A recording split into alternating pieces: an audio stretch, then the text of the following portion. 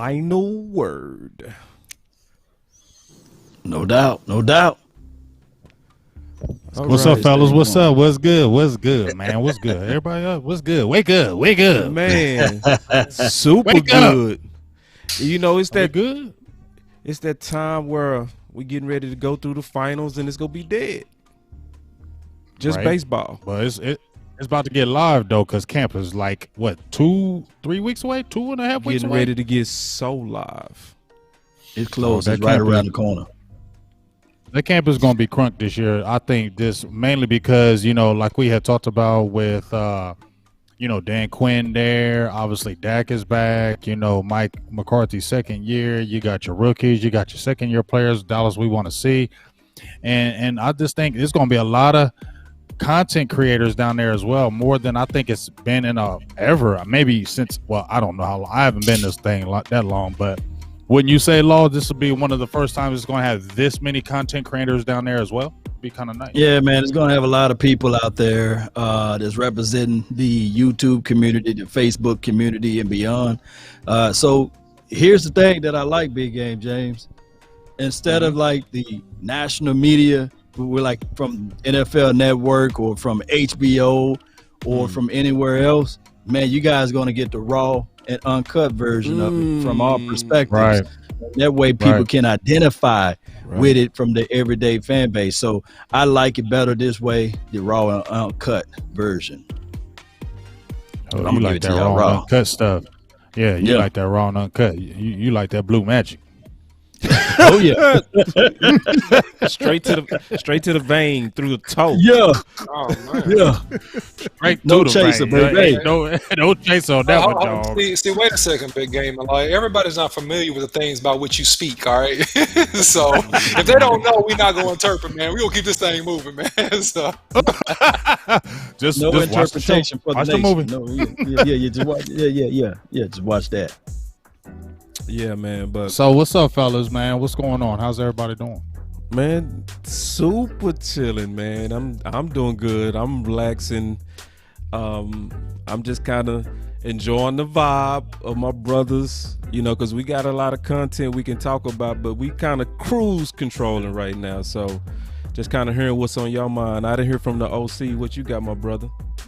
You know, I'm really excited to see the bounce back season of Ezekiel Elliott. All right, so I'm gonna go ahead and turn this thing up just a little bit, man. I mean, he's posting YouTube videos of drills he's going through with the guru coach, man. And you know, I don't know what you guys think, man, but I mean, I'm seeing a level of shiftiness and a level of quickness that I haven't seen from him in terms of his footwork, at least without pads on, since he came into the league, man. So I'm anticipating an extremely productive bounce back season from Zeke, man. What y'all think about that?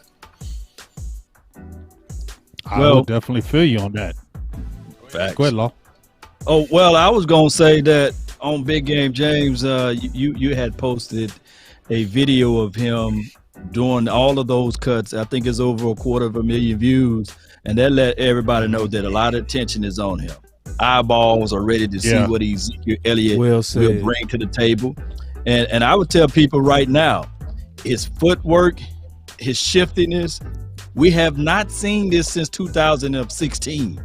So it looks and appears that Ezekiel, let me say his full government name, by the way, Elijah Elliott. Preach it. I mean, he's ready to, he's ready to take this thing over because he's hearing. You know, a lot of times, Boss and the OC, Big Game James, a lot of times people think that these players are not listening. You know they hearing what everybody is saying. CMC is better. Henry can run over anything. Oh, we got players like Cam Akers, whoever else that's out there that's better than Ezekiel Elliott, and him being sullied and denigrated and put down, and everybody saying, okay, even Tony Pollard is better than Ezekiel. Don't y'all know that when you are an alpha male, you ready to bite, you ready to fight, you ready to showcase to the world and prove everybody wrong, that I'm ready to come out here and get it happen, and make it happen.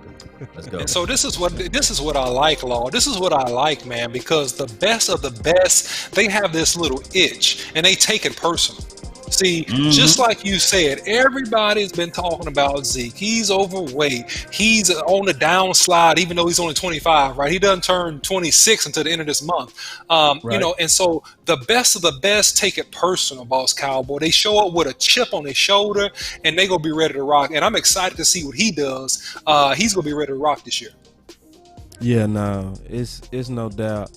And I'm so happy because, when I look at Zeke and I look at his game, one of the things that I've been praying for since Zeke got here, man, was him to work on agility. Because we all know the history of running backs, that those hits add up. And as they're adding up, it can take you out if he's as physical as he was when he first started. So I'm glad to see that he's starting to change his game at the right time to prolong his career. And I don't want Zeke to go back to tough man Zeke. I want to always see this Zeke. I want this Zeke to finish, because if we see this Zeke finish, man, we go get at least 3 more really, really, really good years out of this Zeke, So I'm excited, all the way excited for Zeke, man. And I'm glad that he getting ready to light it up, because lastly, you can't stop Zeke. It's just too much offense. You can't just focus on Zeke. It's going to be amazing what we're getting ready to see out of Zeke. I know. Yeah, Big Game definitely. James getting those words together. But before you go, let me jump right on in again, Big Game James. Go ahead. In 2016, the echoes of the Dallas Cowboys front five, it's fantastic. And then you add in the aspect of what Ezekiel Elliott brought to the table. A lot of people were saying, man, this is almost going to be like not fair for the league, right? Because you had Tony Romo, who was a veteran quarterback. And although he went down, the aspect of drafting Ezekiel Elliott was to be run dominant, and you have a quarterback that season. So now let's fast forward to 2021. What happened in between that time? For all of the Washington fans that's out there, and some of the Giants fans out there, newsflash.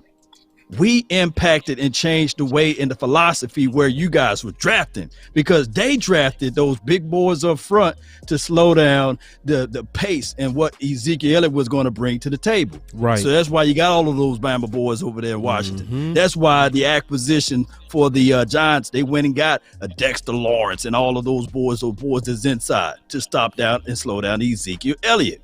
Now, of course, it's been a couple of years to pass by. We saw a young quarterback develop into a quarterback can now take advantage of the single high safety look and throw the ball on the outside. So what I'm trying to say is, Cowboy Nation, somebody got to give. I don't think that team's going to be able to still load the box and have 8 and 9 man fronts because of the fact that you got a quarterback that can pick you apart. Now you got a running back who's healthier, leaner, shiftier, like his 2016 self, and if you fool around and you get light body work inside the box, let's say, for example, it's not the single high safety look against Tampa Bay land, it's going to be crazy. And I'm not trying to pump up Ezekiel Elliott. No, that's not my game. But what I'm saying is that watch what it looked like when you're not going to have an 8-9 man in the box. You got Ezekiel Elliott with the ball in his belly.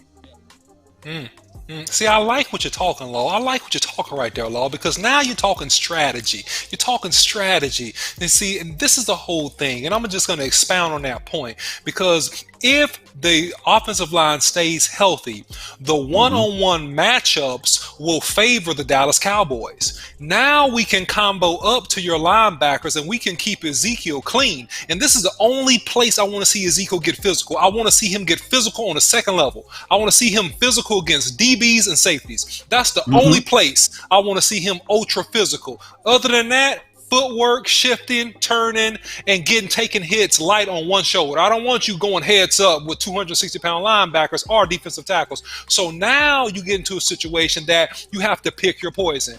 With the emergence and having CeeDee Lamb, having Amari Cooper, having Gallup, and having even some of the other receivers that we have, our 5 and 6 receivers, now you got to pick. Who do you want to take out the game? You can't take everybody out of the game, and eventually you're going to have to go to a cover 2.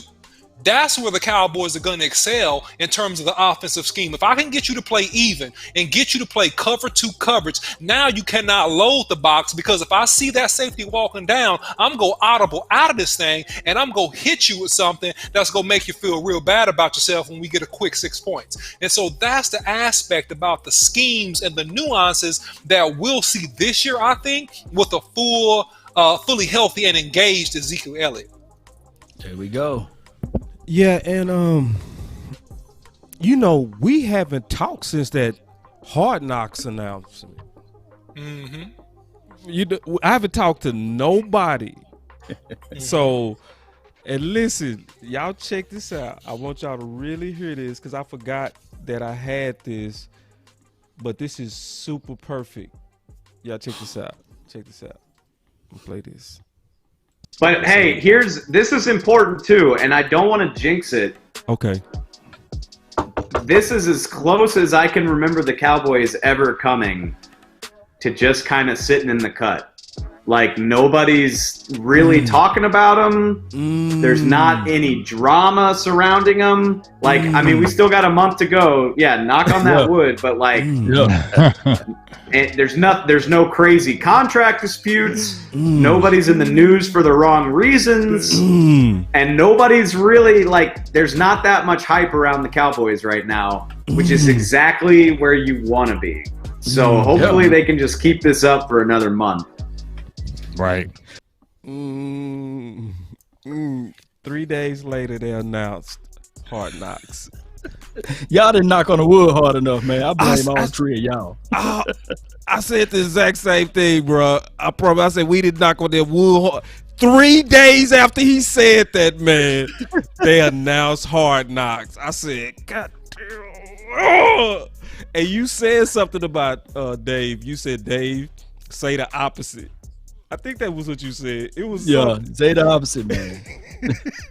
3 days. So, Law, let's start with you, man. What's your thoughts? And it's exciting though. We gonna learn a lot. I want to get your thoughts though.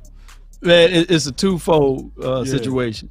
The casual fan, oh my goodness, this is you in hog heaven basically. You got all of the stuff, the good stuff, man. I'm telling you, man, you got everything you want out of this situation. Extra plate of ribs, a side salad, might as well throw that out the way. A side spaghetti, because that's what Botch Lombardi, he says spaghetti is a side dish. So you got you got all of this food out here that you can just eat, and it's called the Dallas Cowboys, from a casual fan, dare I say. But from a analytical guy like you, Big Game James, the OC, oh my goodness! All you sitting there like, man, we doing installments, right? We doing installments. You got Dan Quinn, who's new to the area, don't know how to get from A to B, first time ever been out there in Oxnard, for crying out loud. He's gonna be so confused because you got cameras everywhere, and then on top of that, you got all of these rookies that's coming in. Look, I tell people all the time, when you got a bunch of rookies, there's a bunch of growing pains. So it's just one of those things where it's on one end, you're getting all of the good stuff, but on the other end, it's a lot of distraction. Big. It ain't bothering me. You cool? You good? Yeah, it's not bothering me. Because Dallas is the Dallas Cowboys. They got 20 million cameras on them every single day. Right. What is going to change with HBO Hardknocks? Dallas is in the news, whether they win, whether they lose. They always in the news. So what should be any different? There's always cameras in their face. There's always media around them. There's always been a circus. So I don't know how this is going to change anything. And also, I'm going to just say this. You got Dak Prescott, who is the unquestioned leader, and I'm just thinking in my head that I feel like this is more of a veteran staff on the offensive side, especially. I feel like that leadership is going to take over, and I feel like Dak is going to be talking to these guys that don't be getting all starry-eyed because HBO is here. Let's make sure we stay with our eyes focused on what we need to do and what we need to take care of. I feel like that leadership is going to take over, especially with Dak being in the building, and I feel like it's not going to be as big as this thing as it has maybe prior because maybe you didn't have that quarterback was taking over that leadership role when you had some hard knocks before. You get what I'm saying? I feel like you have an established leader.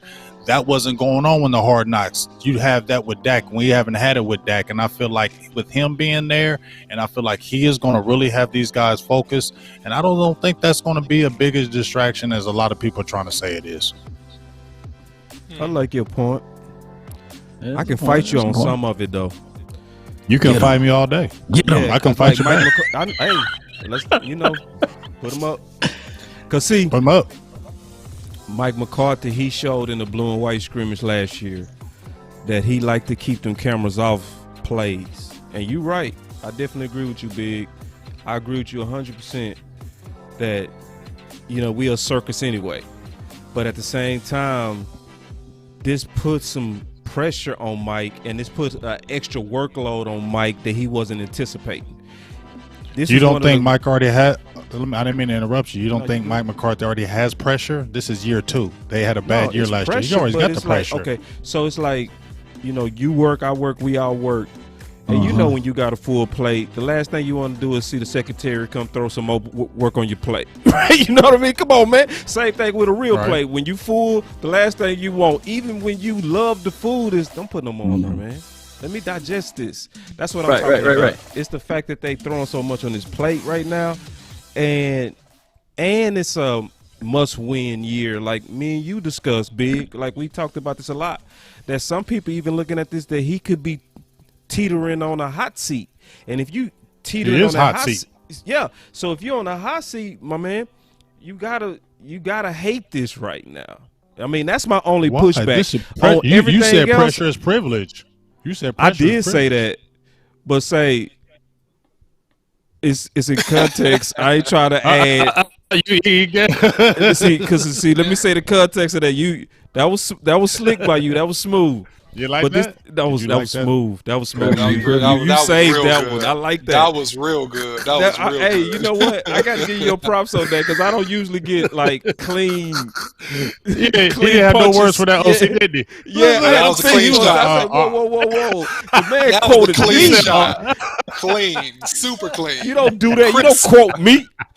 Look, Boss was like, he said, all right. That was a true stutter.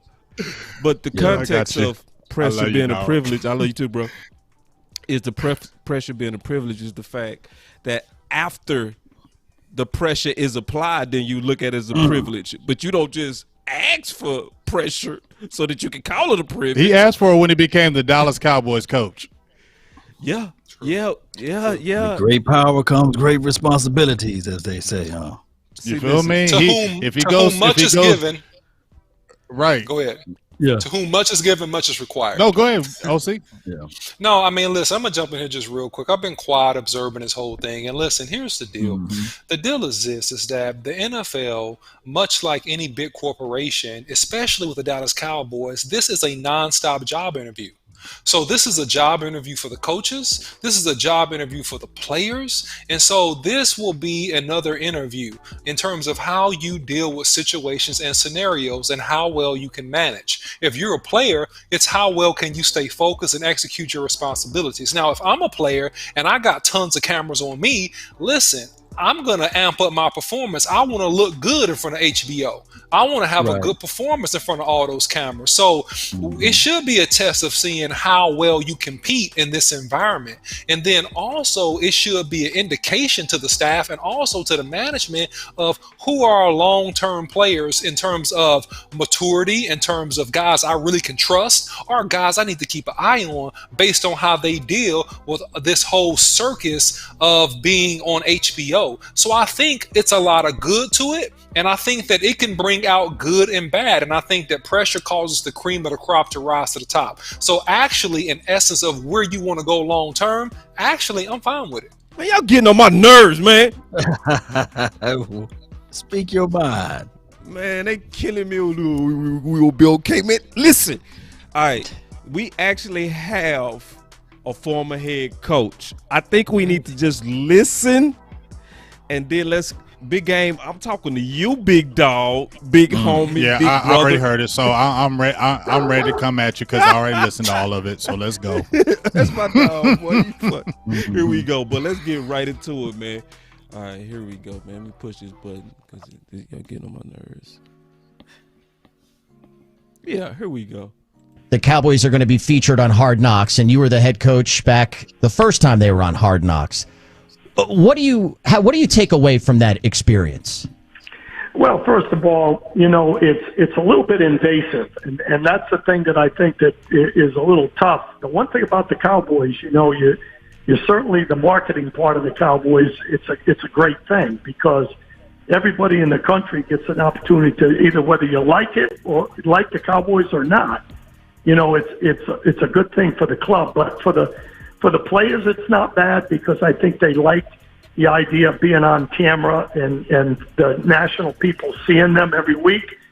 But for the coaching staff, especially in a year where you have a little bit of pressure on you to win, it's a little bit tougher, because you're constantly in the eye. And I think for Coach McCarthy, it might not be his favorite thing. Did you hear that, Big? He was talking to you right there. there. It might not be his favorite thing, but once again, that doesn't mean that's going to be an unsuccessful year. That means maybe you need to step up your game too and coach really good because you do have a lot of pressure on you. You signed that dotted line when you came to Dallas Cowboys, coach, to nothing but pressure. You jumped out of Green Bay pressure. I'm liking this. To all kind of crazy pressure up in here. 25 so million. Now you can't. You feel me? You can't run away from no pressure now. Nobody's feeling sorry for no Mike McCarthy right now, dog. Just because you got HBO Hard Knocks on you, step your game up. You had had a COVID season, but this year you need to win. You already have pressure on you. You need to win. So, hey, it might be bad on the coaches that the cameras on them, but as the OC was saying, that you get to see the pressure of the cream of the crop rises. So you're going to see a lot of guys with the camera on them. And guess what? If you can't perform with these cameras on you from HBO, maybe you ain't the one that's going to be performing in these games. Hey, 25 million.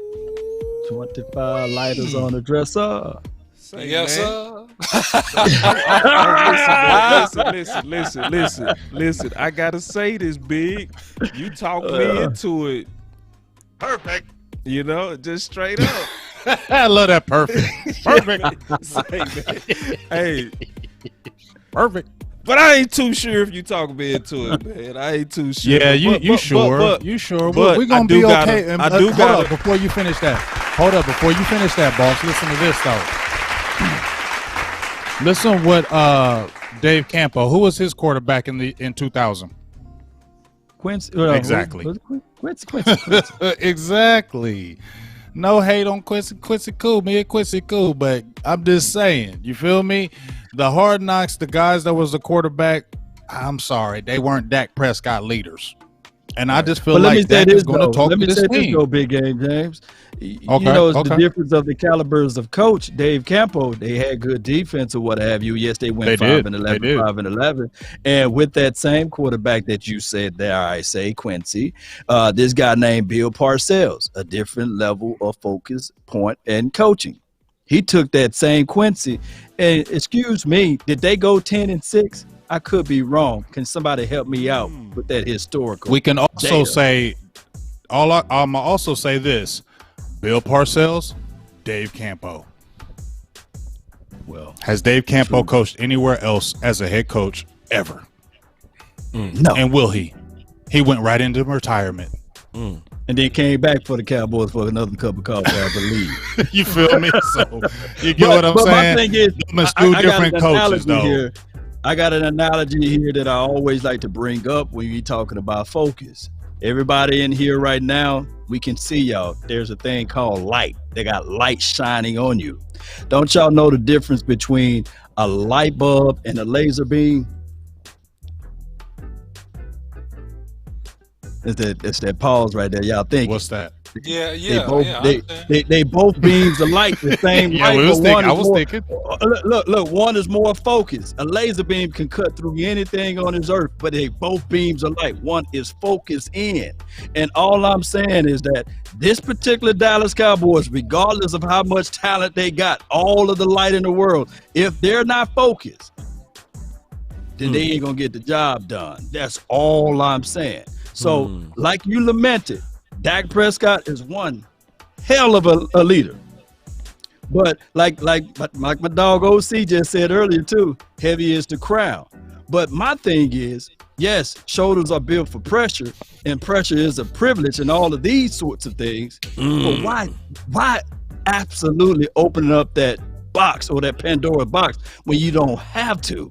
Jerry already made his billions. He could have said, hey, I pass on this one, man, because we just not coming off of this. I heard they couldn't pass though. They couldn't. I heard they couldn't pass. I heard that when they did the Hard Knocks, they would go through teams, and I heard that the Cowboys could not turn it down if they were a mix of the teams that they were going to go with, that they couldn't turn it down. And let's be honest, dog, Jerry wasn't going to turn that down anyway. This is the Dallas Cowboys. This is Jerry Jones, bro. Jerry ain't doing that. And my thing is this: if the Dallas Cowboys in 2021 are going to crumble because we ain't focused up because of HBO, we don't deserve to be there, no way. Man, hold up. Listen. All right. Shouldn't be no HBO that's distracting us, so we can't go do what we need to do. No, check this out. Listen, I'm gonna go ahead. Well, listen. I'm gonna give the antithesis of this point. I do believe that to whom much is given, much is required. I do believe that 5 years and $25 million, that it comes with the territory if you coach here, right? But I will say the focus does have to be, to your point, Law, in a different way, laser sharp. Because there have only been 3 teams that have been featured on Hard Knocks to make the playoffs. Only 3 of them, okay? The 2013 Cincinnati Bengals, the 2015 Houston Texans, and the 2020 Los Angeles Rams. Everyone else has had a losing season. So I can say that to be balanced, we may need to look at this a little bit more careful and be just a little bit more fluid, because this can dramatically impact preparation. If you don't plan this and deal with this with your coaching staff, and you guys are not in sync, and you don't have the maturity and the strategy to get around the cameras, to do the things you need to do to keep everybody focused, it could affect your preliminary preparation. Ooh. Speaking of that, I want to play something. I think it's appropriate. All right. Play this real quick. All right. The cameras are on you, and there's a microphone there, and you're a human being. How do you keep yourself from performing just a little bit, or can you? Well, you really can't in a way, because you're being looked at every second. You really can't in a way, because you're being looked at every. You really can't in a way, because you're being looked at every second. Says focus is too much on marketing? Well, I think there is a correlation between, when there's so much marketing and there's so much, notoriety. I think the players in a lot of ways become entitled. For example, become entitled. For example, you see how tough it is, for example, when a team wins a Super Bowl, to come back and win it again the next year. Back-to-back is very, very tough when all they're hearing is how good they are, what's going on with them. They're on TV all the time. Those things are distractions. And I think those things are distractions. Those things are distractions. And I think that's an issue that is out there. Can I say this right quick while he was talking? Go ahead. Go ahead. What was Dallas' record last year? Boo boo and boo boo. 6-10. 6-10, I believe. Yeah. Right. So I was hearing Dave Campo saying about successful teams. They had to win back to back. It's harder for them to win back to back. When's Dallas been successful? Oh my gosh! Shout out to Dave Campo. Is he the 5-11? But that wasn't the point, Big. That wasn't the point. We was talking about it is a point. It is a point. Like it is a point. It's your like point. His point. That's I like his point. No, you like the out of context point. The don't put words in my mouth, Boss Cowboy. Entitlement. No, Boss Cowboy. Hold on. Don't put words in my mouth. Can OC talk on this one? Just let me say one thing. I'll be quiet. Just one quick thing. I'll be quiet. I promise. Okay, listen. The big thing that causes me to have pause, just a little pause. I'm not saying that Dave Campo is wrong here, but Dave Campo has been a very, very unsuccessful head coach. Oh my God. So that is what causes me to kind of double take what I'm hearing and put it in context. And I'm trying to chew the meat, Boss Cowboy, and spit out the bones. Okay? Can you help me? That is what causes me to have a little pause here. I'm just being honest. Mm-hmm. Well, y'all know me. When y'all, there he is. When I put on these glasses, I'm seeing this thing clear. And everybody, it's a lot of tripping going on right now. So this is, the man just said it's a distraction. Okay. He also talked about in that interview the fact that even a preseason game in Japan was giving Jimmy Johnson fits because he was saying that he was one of the best coaches at being fully focused on football. So I think we making too light of this. That's what's actually going on. We making too light of this when it's a man is coaching for his job and they throw this massive amount of pressure on him. It's just, it's just nothing to act like it's no big deal. This is a big deal. It's something that we go get through. It's something that he got to put on his big boy pants. But I'm also, looking at it for what it is, that it's going to have some negative effects. And it's true negative effects. Distractions are real.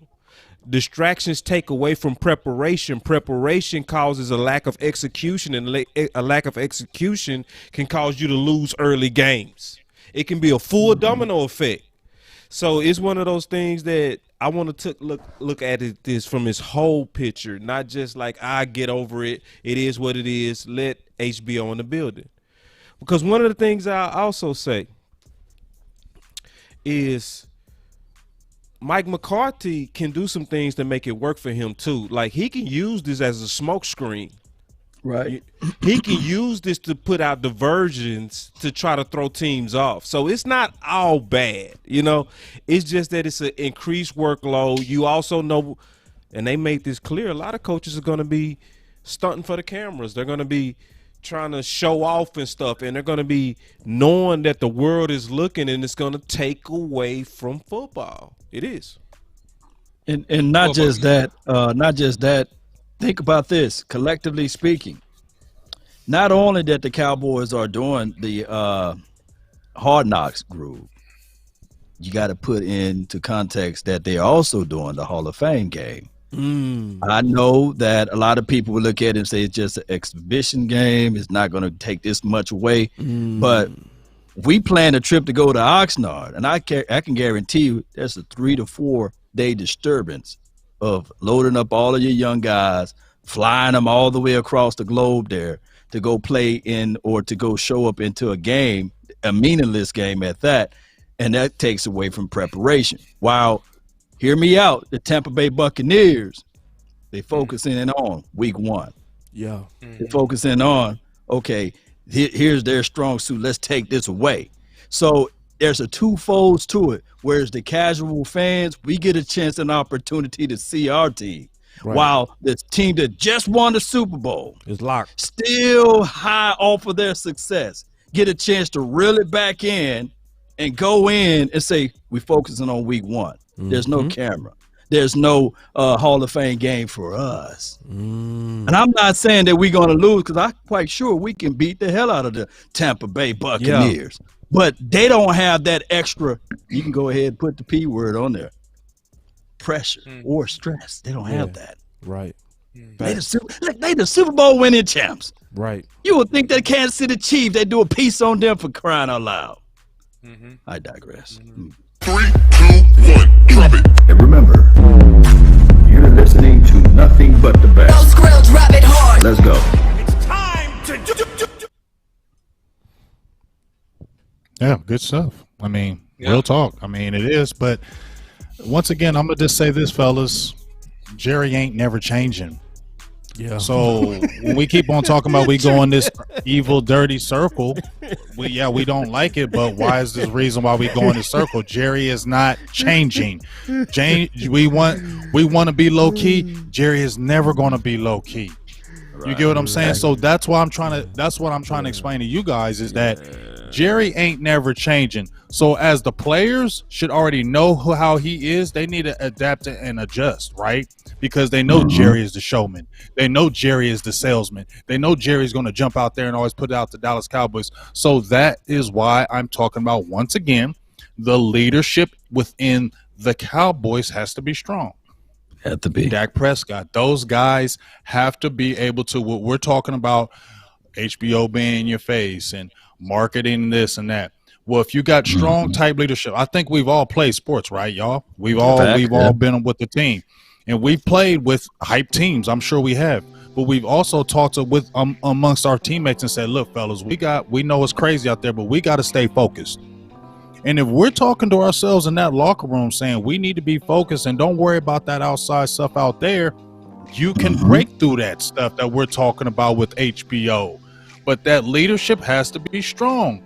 And I think when you have the going into these other camps where they said, OC said that a lot of these teams to make the playoffs, only 3 teams made it. I think it does take that leadership came in there and said, hey, man, we got to stay focused on this. We have to stay focused. And I just feel like Dak Prescott, this keeps coming to me, that Dak Prescott is up in here, and I just feel like he's not going to allow that. I feel like he's going to be talking to this team and saying, fellas, we got to stay focused. We have to stay focused. And he has a strong voice. When Dak Prescott talks, he like E.F. Hutton. Is that what it was? When E.F. Hutton talks, people listen. That's Dak Prescott. When he talks, they're going to listen. And I think he's really going to be on these guys to say, let's stay. We know what this is. Let's stay the course. Let's stay focused.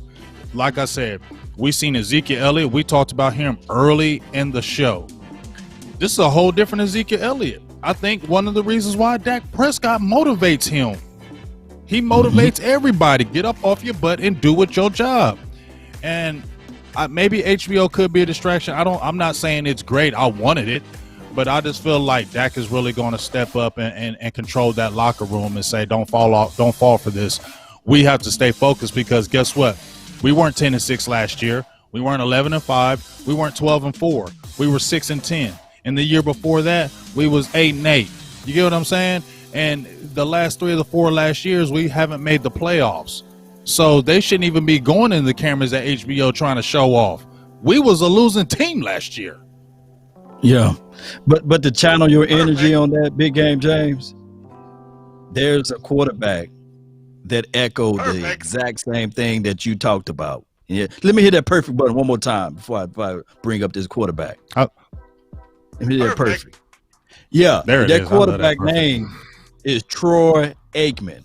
In 1995, he said we collectively had to win in spite of the coaches. He had to will this team. And we all know that the playmaker, Irvin, was the leader of the team. And Emmitt Smith was that solid constant on this team. It's a consistent situation. But Troy said, hey, we have to win. And I'm going to have to find that clip for you, boss. Yeah. So that we can play this and echo this throughout all of the Cowboys airways. Right. But now what has happened, collectively speaking, Dak Prescott got to channel that Troy Aikman's leadership mentality and say, We got to multiply it now. We have to win, not just in spite of the coaches, in spite of social media, in spite of HBO, in spite of the 4-ladder network, in spite of anything else, the outside noise. And we have to get out there and lace them up, roll them up, and not look for any favors because we're not going to get it. Look what happened in the previous years. We're going to have to win in spite of all of this stuff. And Dak Prescott should be that guy that can will everybody to that winning grace. And even Boss Man Fat, he said this year, we winning in Dallas. When Julio Jones said, hey, he don't want to go to Dallas and all this stuff. But Boss Man, the young, said we winning in Dallas. Let's echo all of that. And it can come from leadership. Yeah. Hey, I love being a Cowboy. Big game, James. Game changer. Hey, let's have some fun. Let's have a good time, man. Let's kick it. Yeah, I know y'all saying why you hit that button. I like when you bring that in though. Nah, I just want to tell you because you know what, I gotta give you your flowers, big dog. I gotta give you your flowers, big dog. Like I really do. Big game, you went hard. Yes, sir. Because the big game, because the game changes, Dak, bro. You right. Yeah.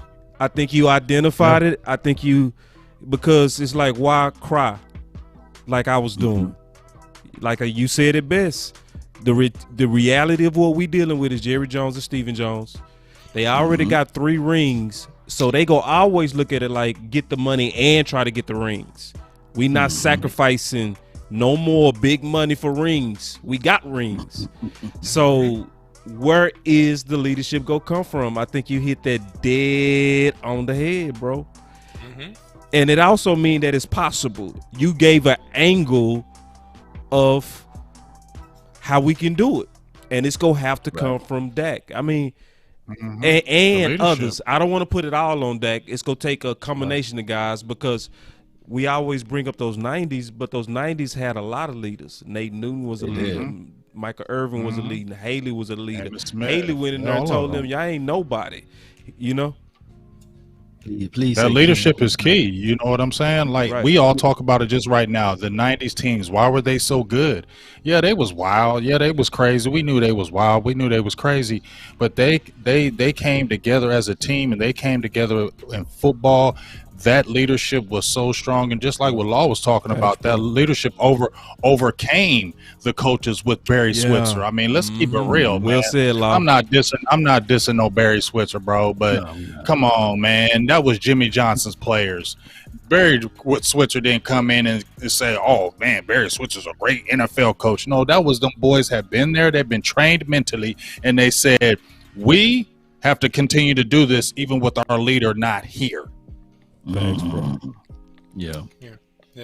Kind of like when John Gruden took over that Tampa Bay team, and it was really Tony Dungy's players. You know, I'm being messy, but you know, it's exactly the same situation. And hey, John Gruden ran that thing up for years. He's been running it up for years on that Super Bowl win, man. Those were Tony Dungy's players. But yeah, absolutely, man. Great point, big game.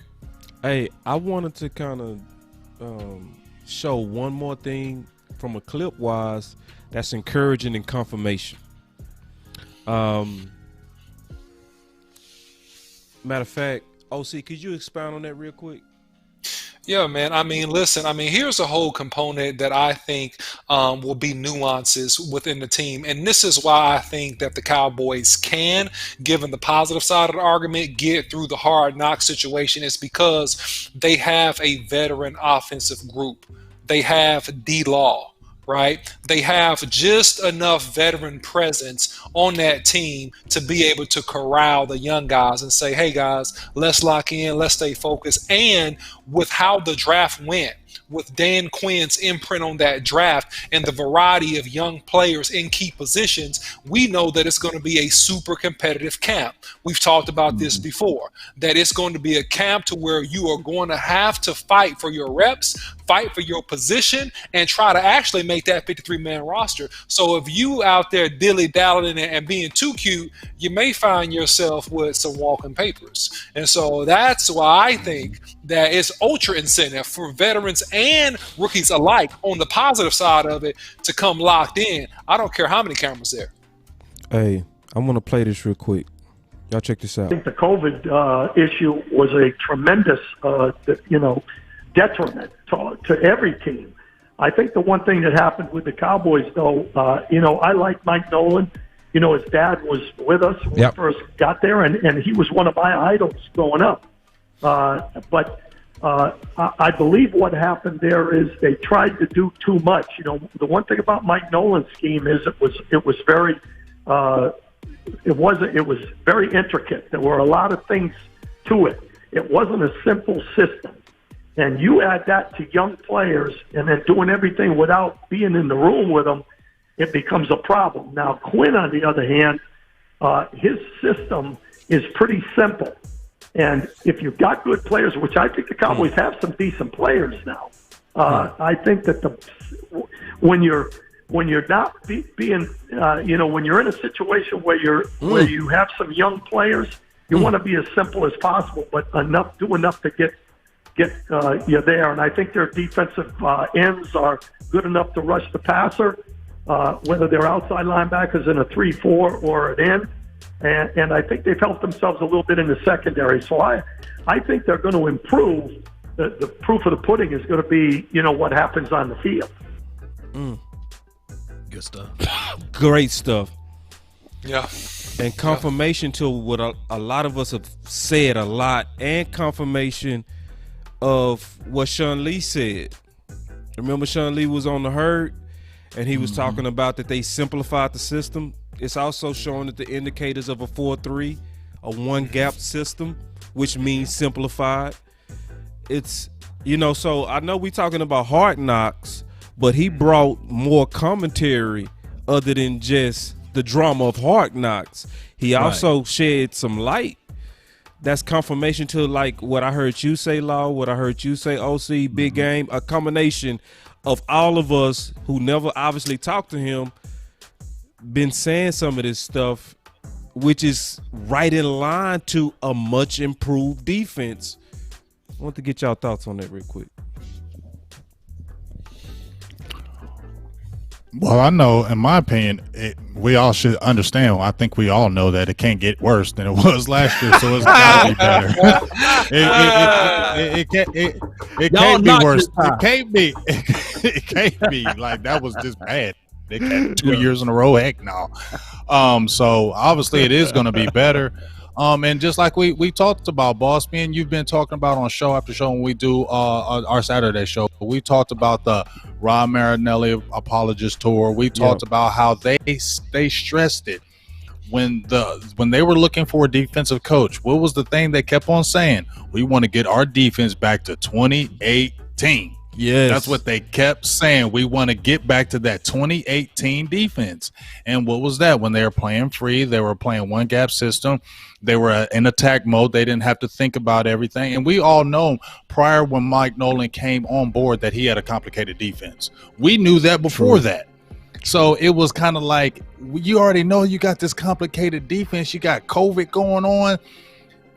As a coach, did you really think that was going to work if you couldn't do it on the field and you got a complicated scheme and you can't do no practice time and then you got like 30 days and then you're doing virtual meetings teaching the defense? That was just set up for disaster. You feel me, dog? Like that was just telling you that's going to be bad.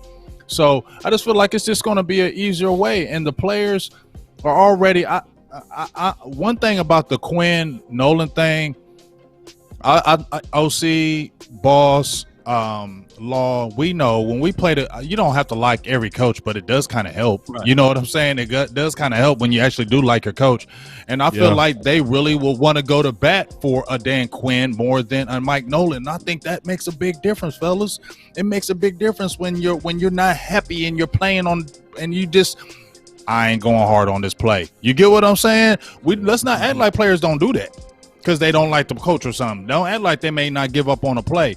And I feel like that was going on especially on that defense because they weren't feeling him. So I'm a little just excited for Quinn because when the players are really gravitating to you and really, really believing in you and ain't just saying it for the camera, that goes a long way and for that defense being so much better, because that's when the communication, right, fellas? That's when you don't mess up the calls on the back end from the front end. That's when you don't have where you supposed to be over here and you don't have that, because you have oneness, because you have a coach that bonded you. Y'all believe in the coach and y'all don't want to let him down. What was one of the things they kept on saying about Rod? They never wanted to let him down. Yeah, good point, bro. Yeah, great point. Well, listen, I mean, in my opinion, just going from that 3-4 nonsense to a 4-3 base with the athletes you have took them from number 28 to 29 and made them at least a top 20 defense. So you improved 9 or 10 spots with me just by simplifying and letting your athletes be athletes. And the Cowboys do have some good athletes, right? And so from the defensive end spot all the way across, they have some guys that can one gap, get up, and perhaps win one-on-one. From Gregory to Micah Parsons, if you look at a 4-3 under, to Van Der Esch, to Jalen, I mean, they have some pieces there. And the Cowboys historically were at their best, even in the Super Bowl runs, playing the 4-3 defense and having some athletes in key spots. And when I say key spots, I mean every level of the defense. So having at least 1 or 2 on the defensive line, having at least 1 or 2 from the linebacker position, and having a few solid, not all pros, all of them weren't all pros, but you had a few that were exceptional secondary players. And that was the recipe that caused the Cowboys to be competitive on the defensive side of the ball in the Super Bowl and win Super Bowls. So that's what you need. Draft athletes and guys that have the potential to be great athletes and let them be athletes and make plays and win one-on-one. The OC. The film breakdown. Yeah, man. We got OC got a nice beat. Yeah, OC got a nice beat now too. Man. Did y'all get him? You got him together, boss. Got him. Oh yeah, man. He got me on point. So let's take a look at D. Lawrence here, who was just circled. He's knifing inside. He gets the sack there. So D. Lawrence really excels on twist, game, and stunts, right? So if you look at this view, here he is. He's dipping inside. He's finishing hard to the quarterback. Sack. Fantastic play. So if you continue to look at him again, you'll see him do some one-on-one different stuff, but you'll see him here with a really, really great get off, first of all. And so that's what's going to help him here. Fantastic get off, knife in the side. There he is again, stunt game. So again, D-Law excels using his athletic ability and catching slower players in space that cannot get off of a pass off games and actually get off on him. So you look at him here, and so really you got the guard and you got the tackle. They're responsible, but look at this. Look at the slow guard who doesn't even see him knife inside. He gets inside so fast, he does not come off the block, and he's clean for the sack. So here he is here. Again, at the top of the screen, they motion over. Here he is again, knifing inside, but finishing hard, man. Finishing hard to the quarterback with effort, right, and tenacity. And so you see him there making plays there. So if you look at his athletic ability and you look at his ability to change direction quick, use his hand, and finish strong toward the quarterback, those are the things that will cause him to excel with his hand in the ground. And that also, in my opinion, will cause Gregory and a few others to excel on the defensive side of the ball. Yeah, man. I'm excited.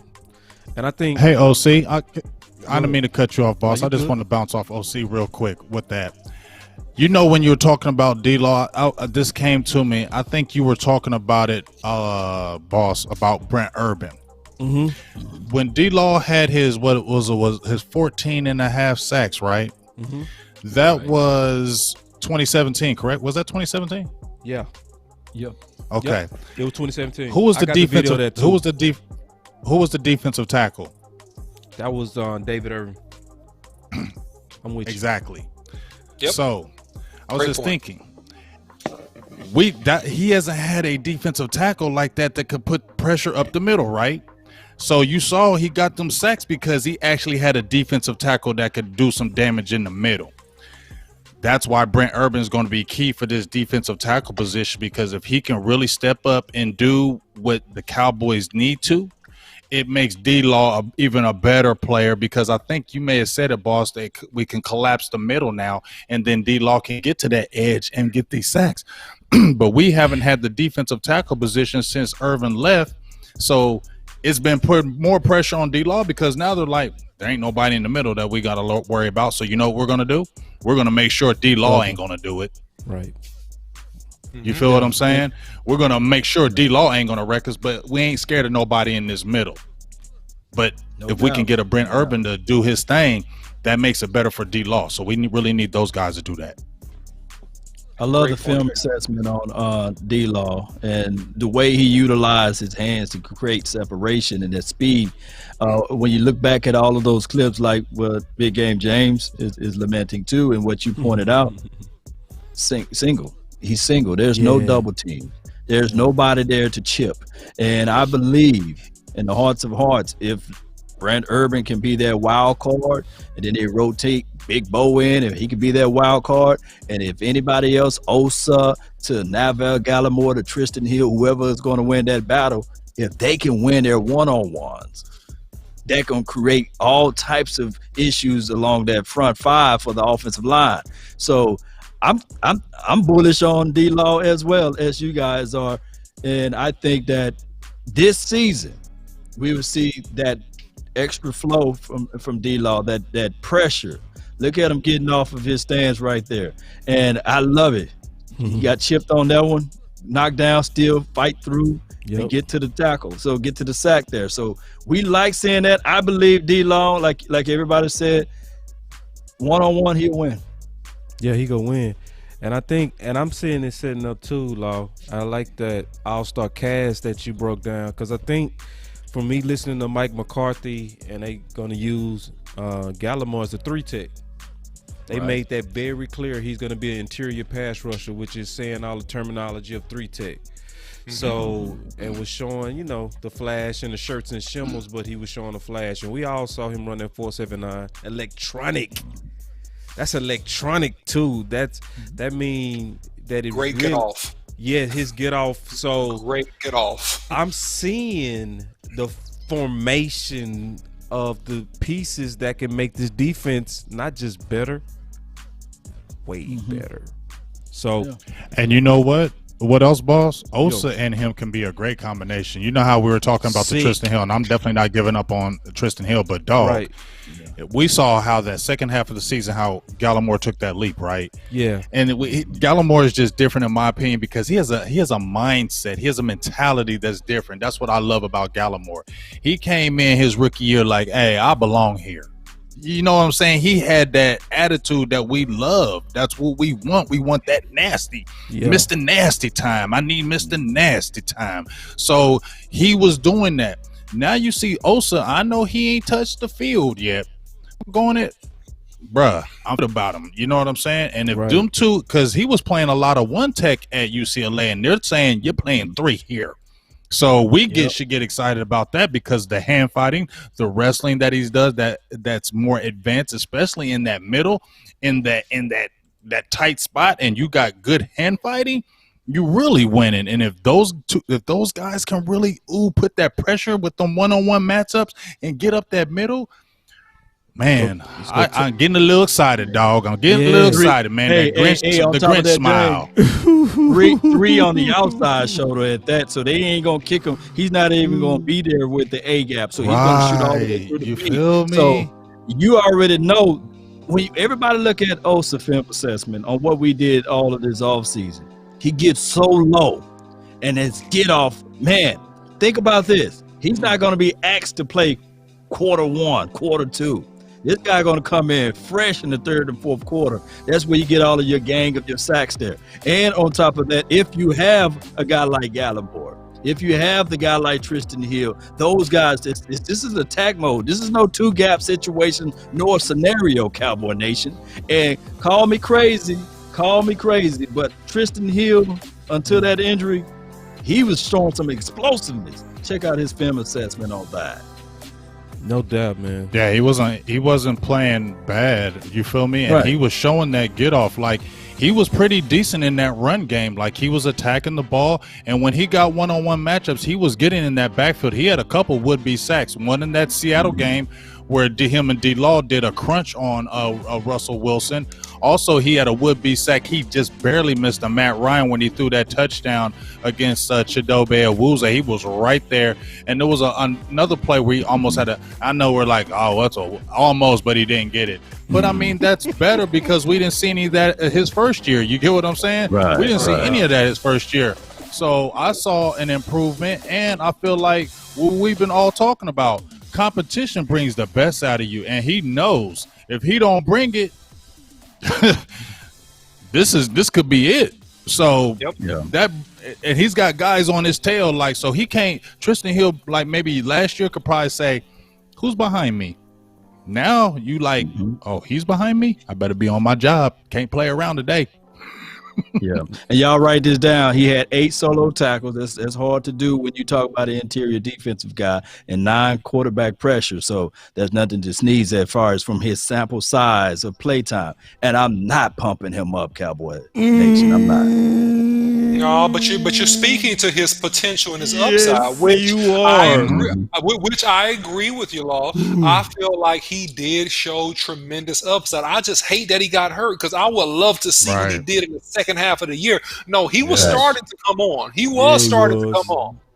He was. His hustle was tremendous too, and that's why I respect all the guys that's here, man. Because I watched everybody work. I watched Big Game work. I watched Law work. I watched the OC work.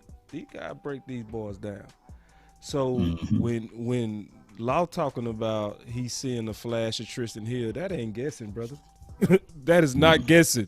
That's no guessing. That's no guessing, bro. That's, you know, it's a privilege to work with these guys because it's a fact. Now, some fans may not know it, but if you did the film work, you definitely saw Tristan coming on. And that's why just listening to all you guys, I did get excited, man, just listening to everybody talk because it's so many different combinations that's going to open up the ultimate guy that we really want this opened up for, right? This guy, you know? So Tank, you know what I mean? Yeah. So we got all these options. And Randy. And Randy. Oh my God. Jesus, man. My gosh, Randy Gregory, dog. Like this, like I said, the Grinch smile. I'm gonna have to make a shirt, Mr. Nasty Time. We need to have Mr. Nasty Time on defense because we need to be nasty. But dog, let's really think about it. Randy Gregory with the full off season. Oh my gosh, he looks so much bigger. And remember when we talked, he's clear-minded. He's clear-minded. Oh my gosh, he don't gotta worry about nothing. And guess what? He wants a contract. There it is. Got all kind of motivation. There it is. He got all kind of motivation. You feel me? Hey, so B, you got a motivated. What's up? Did I ever show you the sneaky smile that he did, bro? Yeah, he did that little Grinchy smile. Hold on. I seen that smile. Everything now, and I'm gonna do it. How do you go about that this season? Same way. This isn't a question about your past, but your future. It's a contract year. What is that? Look at that. How do you go about? How do you go about that this season? Same way I've always gone about it. You know, I should have already had a new contract. About that contract year, man. He smiled like the Grinch for real. For real, right. But you know what? Hey, Randy throws. You know what? Randy throws me off because when I listen to Randy, I'm like, the way he looks, he don't sound like he looks. What you mean? I'm saying what I look. There it is, right there. Dang, when he talks, I'm like, dang, that don't sound like what Randy Gregory sound like. Okay, I got you. He's like so like super like, hey, you know what I mean? It's like super proper. He is super proper, but there ain't nothing wrong with that. I ain't mad at it. You know what I'm saying? I am not mad at it. I love it. Randy Gregory gonna have a turn up season, and we talked about it, boss. Just watch this highlight right here. Don't look at that excitement. Look at it. That look Over natural. his toes. Look at that. That look natural. That look natural. Just acceleration, man. Just change of direction, acceleration off the charts. And Randy has always had that. That's the thing. He just got to get enough snaps to capitalize on it. And this year, I think it's the year he's going to get enough snaps to really capitalize on it. And you're going to see, preferably, you might see 2 bookends with 10+ sacks this year. That's what I'm thinking. They gotta have it with me and Boss. Me and Boss been talking about it. They both gotta get. They gotta get like 25 between them. Let's say 25 between them. I'm going on record. Big game. I'm gonna call it right now. Both of these guys finished with double-digit sacks, barring injury. If they're not injured, if they play at least 15 games, both of them will have double-digit sacks this year. Both of them. All right, so let me jump in here and ask y'all this. Since we're talking about these two right now, this is a perfect segue. Oh, y'all are so good. Y'all are so good. Perfect segue. Now. Yeah. D-Law, Randy Gregory. Who's the game changer? I'm going to answer the question for you. You can't answer it quite yet. Okay. I got to wait. No, wait my turn. All right, wait my turn. You go, y'all go ahead. Oh, okay. I love being a Cowboy. You know, big game, James. Game changer. Let's have some fun. Let's have a good time, man. Let's kick it. Okay, so I want to hear y'all first. Here, I'm about to give it to you. Here it is, guys. Here it is. And if you haven't heard it, you heard it here first. D. Lawrence is your game changer because he is more disruptive. He is more disruptive. Something the great Michael Strahan said later in his career. He said, I stopped focusing only on getting sacks, and I become more focused on disrupting the offense, being disruptive. So D. Lawrence is your game changer because he plays the run and the pass equally as well, and he gets double teamed pretty much more by percentage than anybody else in the league from the defensive end position. Randy Gregory, though, has the rawest pass rush. You gotta pick what, OC. You can't do that. All right, no. I'm saying D-Law, but I'm explaining the difference. I'm giving you D-Law. I told you D-Law, but I'm saying Randy Gregory is more naturally raw and has the greatest upside as a pure pass rusher. D-Law is the most disruptive, and therefore he is your game changer. This is what I'm going to say. D-Law is, I'm choosing one, I'm going with Randy Gregory. I'm going to do it. Now, listen, understand why. He don't have the body of work. He don't.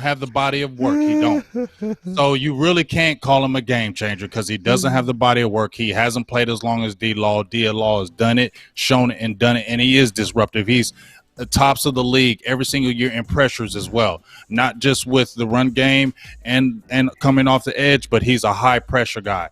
But just like you said, OC, naturally though, Randy Gregory is the more elite. He is naturally the more elite player, and we see a full season with him. I think you're going to see more game-changing plays with Randy Gregory because of that natural elite athleticism. It's really going to show because last year we started to see not him just coming off there with that bend, because anybody who mentions Randy Gregory, what's the first thing they say? That damn bend. So he wasn't just coming off with that bend last year. He was showing some pass rush moves last year. He was showing that he could stop that run last year. So I'm thinking this full season and you gotta get paid, you are ready to explode and do some game-changing plays this year, and that's why I'm just gonna say he's gonna be the game changer this year. Yeah, I mean, and I'm sorry, Law, I don't want to interrupt you, but I want to just jump in real quick. I'll let y'all go. Yeah. So listen, I agree. Yeah, that Gregory is the most naturally elite as a pass rusher. I don't think he's the more naturally elite player at this time. But in terms of just raw athleticism, raw pass rushing ability, change of direction, like you go see right there, Look at that. That twitch is uncommon, right? And so that's what makes him an offensive tackle's worst nightmare one-on-one, because you could get a perfect pass set on a guy like that, and he still can beat you. You'll be perfect. You'll be in perfect position. He'll get to the top of your outside shoulder, and he'll dip at the very last millisecond, turn the corner, and hit that quarterback. So freakish athletic ability in terms of sacks, yes, absolutely. And actually, to your point, Big Game, he could end up being the higher sack guy out of the two this year. Actually, that is the game changer. I think so. I think he can, but I think in terms of overall disruption and contribution on both sides of the run and pass game, I think that I'm going to side with D-Law on that. But listen, all excellent points, and Randy Gregory is an athletic freak, man. He's special. He's unique. He's more unique than people give him credit for. I'll tell you that. I tell you this. He's 2 Chainz. I'm different. Yes, I'm different. Okay, Law. I think I'm ready. I had enough time to think. Okay. Man, this is the hardest game changer segment. This is harder than CeeDee Lamb and Cooper. That was easy. Y'all was so wrong on that debate. We were so right. Notice how Boss Cowboy always does this. He always does it. He always does it. Y'all was so wrong on that, man. Man, we were so right. And you know why we were so right? Because Pro Football Network, PFF, they all started pumping out CeeDee Lamb articles, so that lets me know they listened to us and they said, "You OC they went around. Look, OC, they was playing. Did you say articles?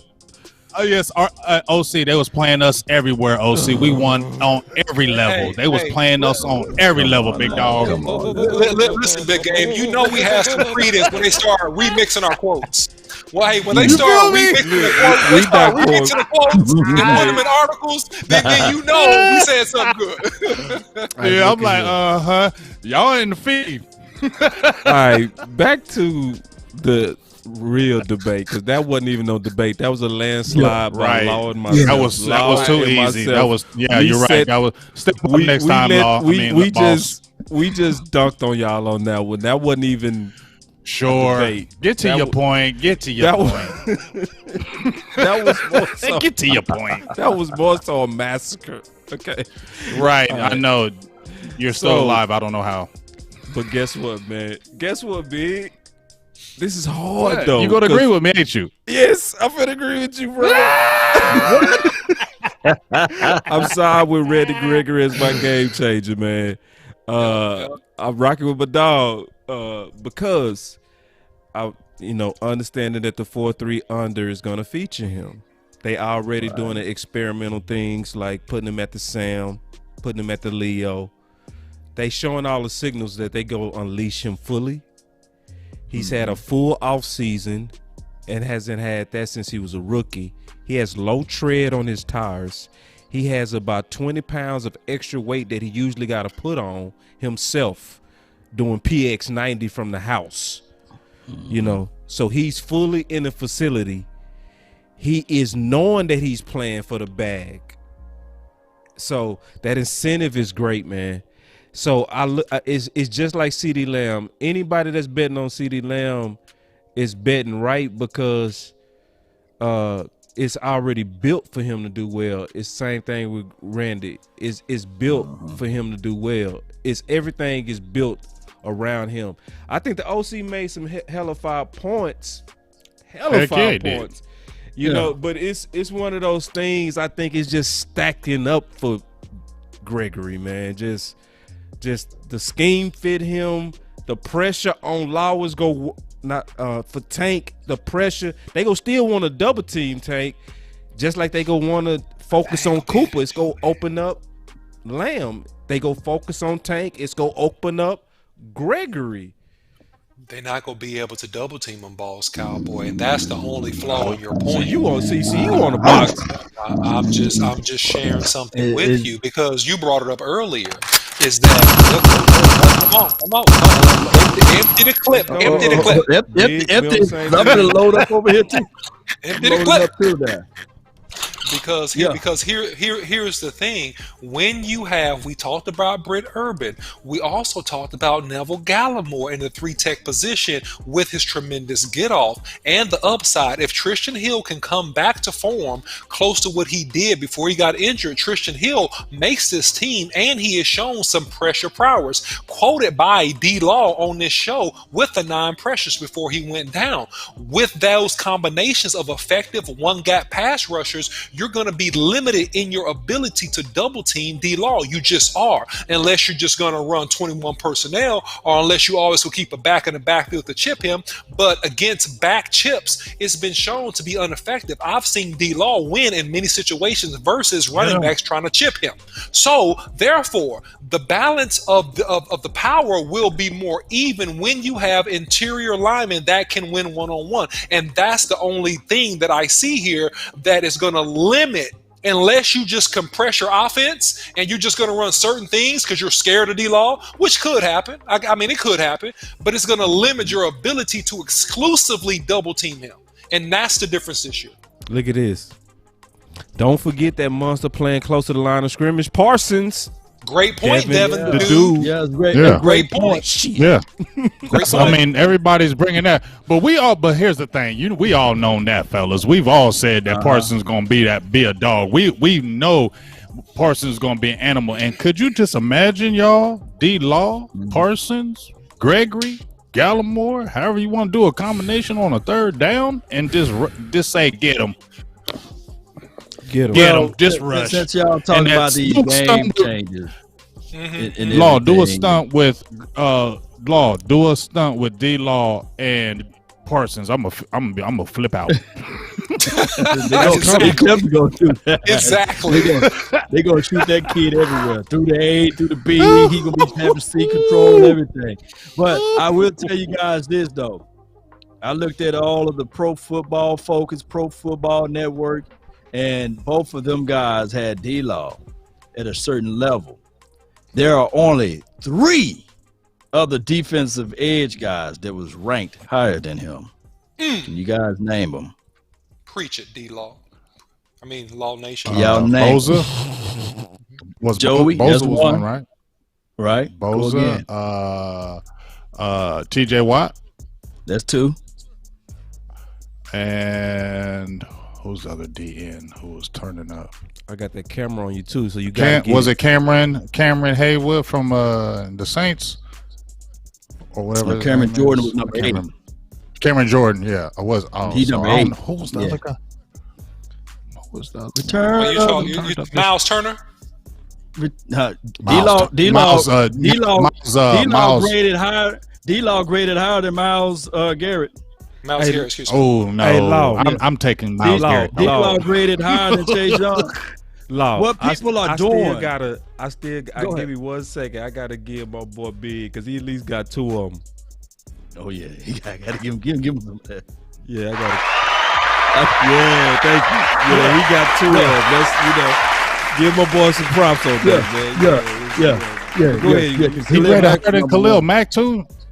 Yeah, Khalil Mack 1, T.J. Watt number 2, Joey Bosa number 3, DeMarcus Lawrence ranked number 4 collectively. I know that people grade sacks as the highest of the highest totem pole, but D-Law graded number 4. Now, what you guys are trying to quantify is that all of a sudden Randy Gregory, who never been in that spot before, is going to trump that particular number and level of production, which I can tell you, me and the OC, we wish that can happen.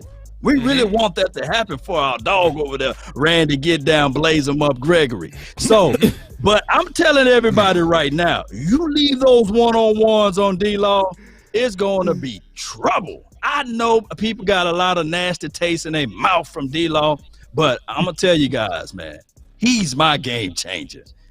D-Law, DeMarcus Lawrence, watch how he step out. And I'm not just saying it because he's the Laws. It's going to go down, baby, like 5 billion pounds. Let's go. 3, 2, 1, drop it. And remember, you're listening to nothing but the best. Those grills, drop it hard. Let's go. It's time to Damn, Law. See, that's how Law do it. Law just wait to the end. On some fire today. He got me thinking. He got me thinking on that one. Like, damn, okay. Right. Yeah. Maybe. And the only thing I'll say is this, and hey, I love all you guys, man. Boss Cowboy, you my man, all the respect in the world, right? And we argue a lot offline and stuff like that. And just so y'all guys know, it don't matter what we do on this show, man. That's my partner, so we go hard at each other and say crazy stuff. But that's my dog, like 2,000%. It don't really matter. But I'm gonna say this, Boss Cowboy.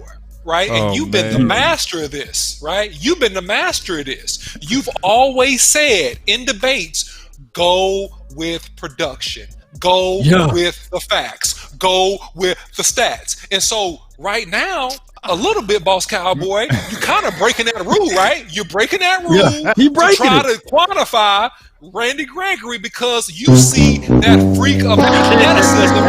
Oh, don't you dare. Don't you dare. Don't you dare. So that's what I'm saying. Go with the stat line, go with the production, go with the history, man, and it's going to lead you right back to DeMarcus Lawrence. Hey, DOC, you want me to tag you again, dog? Let me tag you right quick. Let me tag you right quick for the stat line for your mind, okay? D-Law had 47 pressures. Yep. 36 stops. That ain't nothing to sneeze at. We talking about stops, right? 41 solos. Okay. Hey. 34 hurries. Oh, let me jump over to my dog Randy Blaze him up Gregory. Oh, Blaze. Don't do that. Hold on. I'm gonna stop you. Can't do that. I'm gonna stop the season. Let him finish.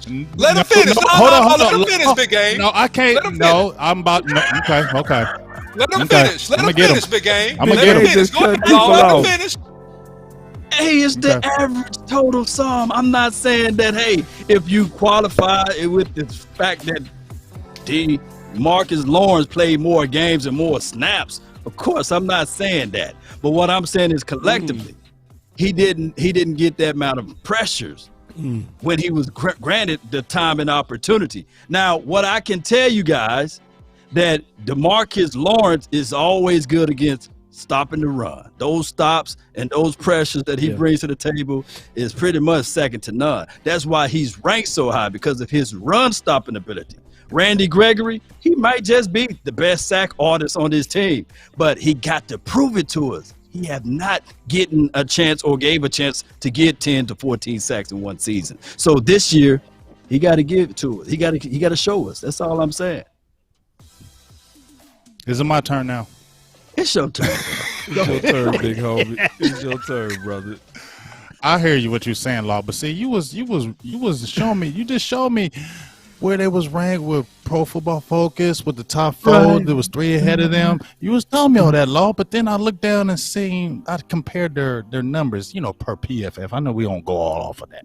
Yeah, but it said it had D-Law at 88.6 and Randy Gregory at 80.5. And then it said rush defense, run defense. Had D-Law at 79.7 and Randy Gregory at 79.4. Then it had pass rush, 85.7 D-Law and 81.9. So he wasn't far behind on a lot of things. And then we also know that we heard a lot of things how Mike Nolan was not playing Randy Gregory. Randy Gregory was not playing in them games he was supposed to be playing. He rolled out of bed and did that. So basically, he was just getting all this off of Tick, because you were saying, well, he didn't get that much time as D-Law, but that was Mike Nolan's fault. He went to the coaches and said, why am I not playing? Good point. Everybody in Cowboys land is saying, why is Dorrance Armstrong Jr. in the game and Randy Gregory's on the bench? You feel me? So those numbers are a little skewed this year because Randy Gregory didn't get that tick this year because we had a goofy coach. Right. And the only thing that I love looking at the stats or what have you, but if you stroll a little bit further on down, it says run defensive snaps. 83. It says 83 for Randy Gregory, right? For that number ratio. Run defensive snaps for DeMarcus Lawrence. 262. Let that sink in. For him to hold that number base at 79.7, which is high up tier, at 262 snaps, he's doing his homework. That's why he got those 36 stops, 4 forced fumbles, 34 hurries, 47 pressures. Look, I just wish that everybody would admit what it is. We think Randy Gregory is a freak athlete, but he has not put up the production at this point. We are hopeful that he will put up great production. We think he can put up great production, but he has not put up great production. So stop reaching, and me and Law stop teaching, okay? Just stop it. Okay, but here's the thing. I'm gonna jump in that OC when you're saying D-Low's been in the league how long? He's been since what? 2014? Right. 2014, what'd he do? I don't know. 2015, he got 8 sacks at the end of the year. No, at the playoff game, he was hurt. He's been hurt his whole career. He just showed up in 2017, and that was his contract year.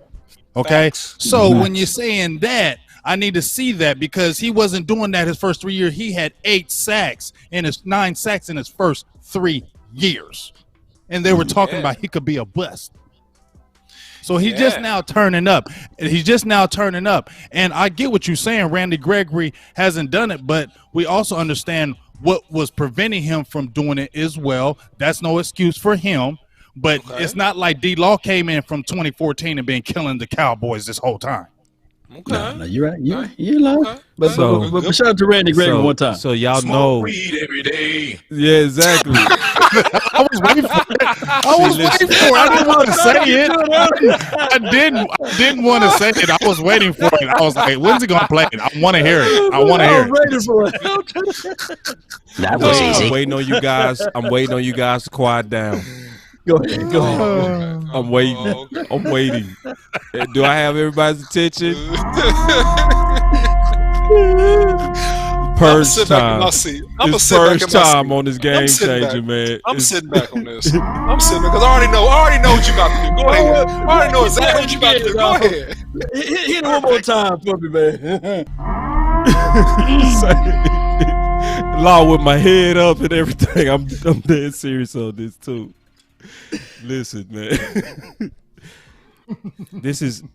I just gotta just kind of see big. I see what they did. They was smooth. I see what they did too. They was great with it. It was what awesome. They did is they changed the narrative of the debate. Oh, yes, I am, sir. Yes, I am. Yes, I am. Yes, I am, man. See, what they did is they start trying to talk about history. They changed it. No, the debate is game changer, not history class. See, that's what y'all tried to do. And see, I'm glad you caught it. It's not working over here, man. It's not working. See, it's not working. I have to just give y'all the facts. See, sometimes, y'all got my boy Steve. He said, "Boss, stick to the facts." And listen, Thank you, Steve. No. He was saying, "Stick to my trend." See, but there are certain times you can break your trend when you see the right signals, and all the signals are clear, man. And see, that's what y'all not addressing. Okay. The Leo, the Sam.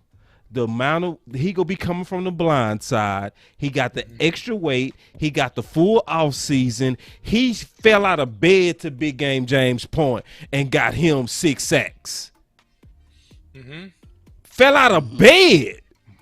It's almost like looking at CeeDee Lamb. I shouldn't even have to give this example again. But we all knew without one snap that CeeDee Lamb was gonna ball. Why did we know? Because he had potential number 1 ability coming in as the number 3. We didn't have to count the money. We knew it was good. It was ready to spend. So, yes, Gregory is likely going to be the game changer. With respect to Tank, I'll respect that he also is cold as hell and go erupt too. But the guy that is perfectly positioned for it, and y'all not being honest on this, OC and Law, I hate to be debating Law, because me and Law whooped Big Game James and OC. I know. See, when somebody always wants to claim a victory, they know they lost. Exactly. Me and OC don't talk about it. Me and OC don't talk about it. We already know we won. But when somebody always got to keep telling themselves they won, they know they lost. He ain't trying to convince the fans. He's trying to convince himself. Yeah, he's trying to convince himself. He's trying to convince himself. Yeah, because he know it was a slaughterhouse. OC, we slaughtered him. It was slaughter to the lambs. Just because my partner over there, Boss Cowboy, reneging, because we use historical data, and now you saying don't use historical data because now you fighting the same argument against what we said a couple of weeks ago. Exactly. That means that you should be saying that CeeDee Lamb is the game changer. Exactly. That's not true, Boss, man, you losing ground, man. We using historical data. Yeah. Cooper. Look, Dak Prescott threw for 455 yards against the Eagles. Majority of those yards came from Amari Cooper. That's why we said, hey, Amari Cooper was the game changer. Now you said don't use historic data. Don't do that because CeeDee Lamb was on the team that was he? It's the trends, and it's how they go be used. So you got to use the full context. See, y'all not using the full and context. CeeDee Lamb and Randy Gregory. I'm 2 for 2. Thank y'all. I'm a beast. I'm a beast. I won with Randy. Y'all know I won, and me and OC won with CeeDee. Now let's jump on these linebackers, and you already know who I'm saying. You trying to move the subject now? Y'all gonna be talking about that on your own. Matter of fact, final words. I got. You ready? Final words, Gary, come up. But that secondary, I got a game changer too. I'm gonna beat all y'all in everything on game changer. Period. So really quickly to your point, Big Game James, which I'm sorry, Big Game, on this one, you're kind of not right, bro, because you tried to go back and utilize the early career stats of a DeMarcus Lawrence, right? That's what you did. That's what you did. Well, let's counter that point, right? If we're gonna have everything being equal with Randy Gregory, okay? So Randy Gregory's first year in the league, how many sacks did he have? Zero. Randy Gregory's second year in the league, how many sacks did he have? Wait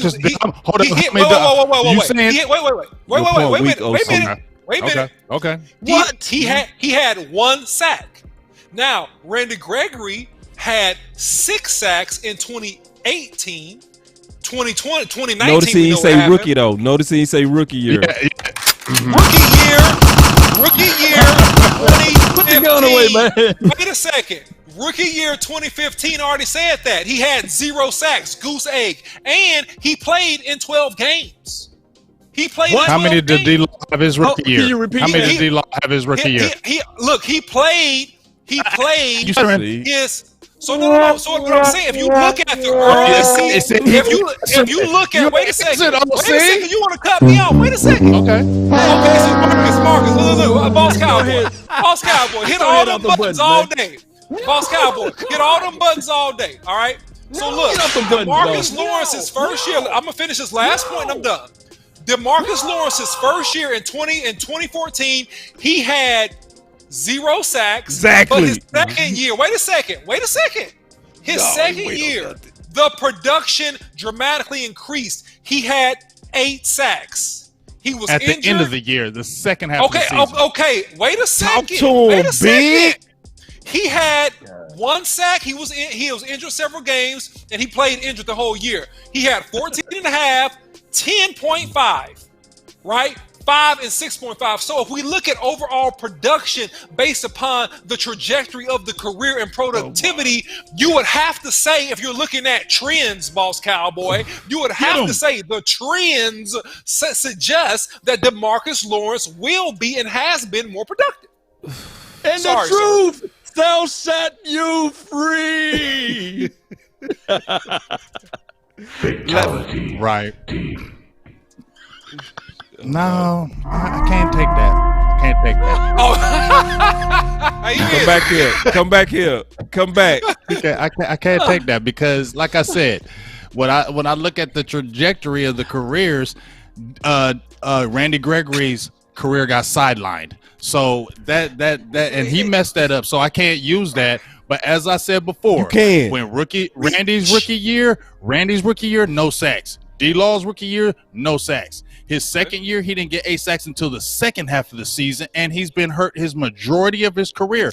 And then in 2016, he played He played pretty much the whole season. He didn't get no sacks and had to end the year on injured reserve because he was hurt again. D-Law. D-Law had a playoff game, though. We got to take it to the playoff game. I know the playoff game don't count. D-Law actually did have a sack.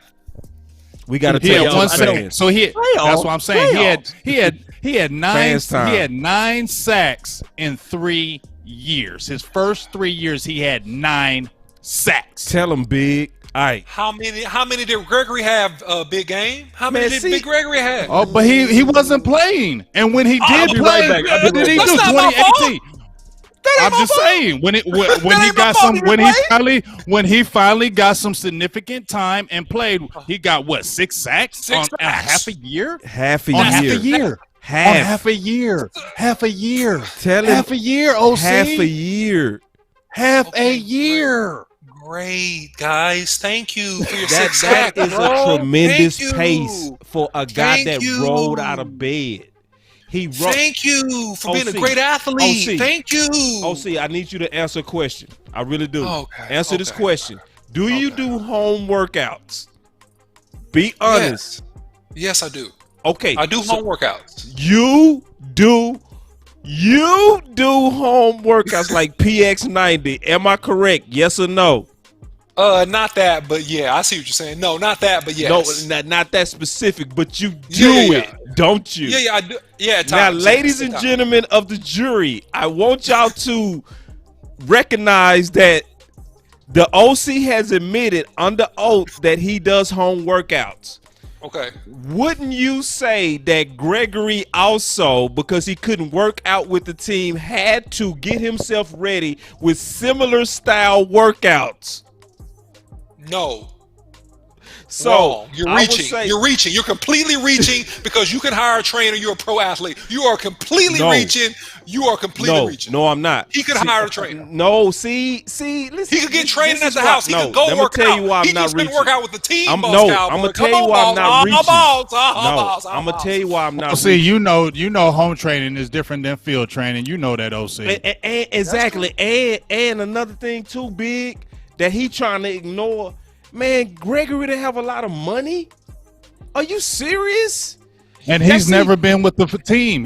Whenever he's been in trouble, he has to stay away from the facility. He can't have no contact with nobody. So it's like he's coming off natural ability. Exactly, bro. That's working out with trainers, rolling out of bed and getting 8 sacks at the second half of the year. 6. And so coming what's he in gonna do with already a whole bigger season? and faster. What's he gonna do with a whole season? And guess what? That's game changing. Also, D-Law is not a great rusher standing up. Randy Gregory can rush that passer standing up too. Thank you, bro. All true. Hey, it's all gonna be good at the end of the year because if both of these guys balls out the way we thinking, man, it's gonna be crazy. So we'll let the people, we'll let the nation speak, man. Anybody in the chat, man, y'all go ahead and post down below who would be the game changer. Yeah, post your game change after 2. This is a hard one too. This is a hard one. Very hard one. Like I could have debated both sides on this. I really could. I wasn't gonna be shady like that. I meant my answer though. Last final words. I started off this time. All right. And I won't say nothing else. He go try. No, I won't. He gonna try. He trying hard. Go ahead, Boss. Yeah, it's cool. He trying hard. Don't take your sweet time, OC. Take your time. Show out all you want. Do all. I'm done. I'm done. I'm gonna find me Final some words. now, man. Final words. I co-sign again what Big Game James said 100% that we can't do nothing about hard knocks this year. It's gonna come down to the leadership. That's gonna be our guys in that locker room. Great final words. And also I'm very excited when you see the former head coach also say what Sean Lee talked about, the simplification of the defense, which is going to help our guys play faster. So we getting more and more confirmation that it's going to come together. It's just when is it going to come together? So my final words is we getting ready for camp, and it's going to be crazy. I'm crazy good. I'll go next right quick. Mine's going to be quick. I just want to jump on Dak Prescott one more time, man. One thing, my final word is, have we just seen a leader like this since Troy Aikman, man? No. Like, for real. Like, when you see him in the media, he is doing what we want, y'all. You feel me? That's why I don't understand why so many people be hating on him. We wanted a quarterback like this, y'all. This is what we wanted to succeed around. We were like, man, Romo's so good, but if he get hurt, we need a quarterback. Well, guess what? The gods shined on us, y'all. The gods shined on us and gave us a quarterback we wanted. Not just a great quarterback on the field, but off the field. And I'm telling you that leadership is nothing to be taken lightly. Right. And I feel like that is going to be a determining factor this year. Dak Prescott's leadership. Watch what I tell you. Perfect. I'm waiting for it. Perfect. Oh man, my bad. Oh man, y'all. We did it together. Right. Perfect. There you go. Yeah, my bad. Ooh. Hey, we're a basketball team. I'm learning, y'all. All right. It's all good. Come on, OC. You know Law be going last. Man, we know Law go fast. OC trying to go last. So No. Your voice our weak, old crackhead voice self. Try to go last. You know you don't go last. No mercy here, man. Look, y'all see how they treat those in here, man. Look. Yeah, because you deserve it. You deserve it. So look, man. Final words, man, is this. Listen, excited to see what happens in camp. I think it's going to be a lot of healthy competition. Yeah. And to the Randy Gregory and D-Law debate, really, I don't care who's right. I want to see the productivity and the pressure on the quarterback, along with Michael Parsons, and the emergence of some of these young defensive tackles mixed in with some of these rookie tackles. I think that the cream of the crop will rise to the top, and that regardless of the cameras is going to increase the level of focus and determination for guys to excel, which I think all lends to healthy productivity for this coming year. And also, real quick, Boss Cowboy Sports, do not forget to like, share, and subscribe. Follow Boss Cowboy Sports on YouTube, Instagram, and Facebook. You can follow the OC on Facebook, Instagram, and also Twitter. And that is my final word. Yes, indeed, man. Hey, everybody's seen fire before, and certain fire needs accelerant, something that can keep this thing going. So my thing is, Cowboy Nation, that accelerant will be Dan Quinn. If he is able to get both of these guys on this defensive front, whether it's Randy get down Gregory, blaze them up, or whether it's D-Law who can dip that shoulder and just get upfield, use hand techniques. So we will find out whether or not this guy, Quinn, can be the accelerant. And I think that he should be able to do that. Let's not sleep on Basham, Bradley, Anai, too. They got that band kind of sort of like your guy, Randy Gregory. So if he can figure out ways to utilize the complete team and not a piece of the team and not play the political football and get these guys to be hungry, I tell everybody all the time, y'all might want to write this down, PhD mentality, poor, hungry, and determined to make it happen. And in order for that to happen, these players got to believe within themselves. And like my dog, Big Game James, who's the star of this show, talked about the leadership out of Dak Prescott.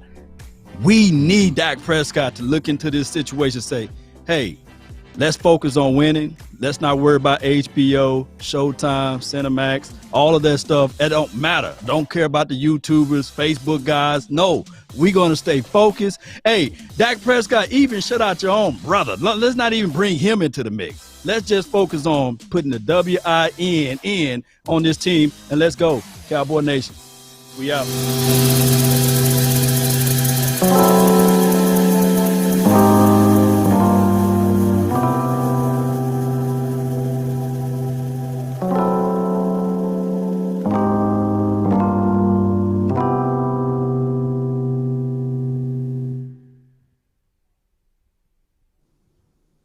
Final word.